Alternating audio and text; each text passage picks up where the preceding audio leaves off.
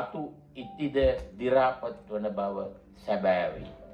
බාගෙට මව්කිරි කට ගෑවුන් එහෙම නොමැතිනම් මව්කිරි නොබීම හැදුණු වැඩුණු ගැහැණියව අගතියටපත් කරන්නට බොහෝ දක්ෂය.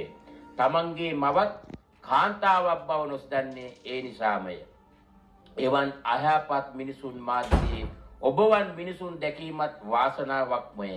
ඇගේ ගෞරවයට ඔබ කිසිදු විටක හානි නොකළේය.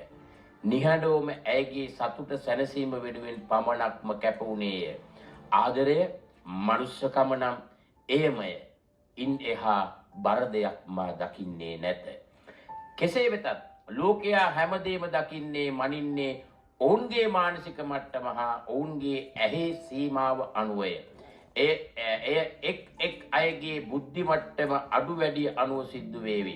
හරියටම සත්‍ය දන්නේ හදවත් දෙකක් පමණයි. මුළු ලෝකයක් ඉදිරියේ හරි නිහඬවම ඇගේ අත අල්ලාගත් ඔබට හදවතින්ම ගෞරවය සහ ප්‍රණාමය. ඒ හයියට අපේ ආදරය. ගැහැණියකට අවශ්‍ය වන්නේ පිරිමි හිතකින් රැකවරණය, ආදරය, ගෞරවය, සැනසීම, සැහැල්ලුව, පරිස්සම විනා අන් කවරක්ද? ඒ දේවල් ඉදිරියේ මුදල් සහ බලය යනු පයට පෑගෙන දුහුවිල්ලක්මය. ඉතින් ඇගේ ප්‍රේමයේ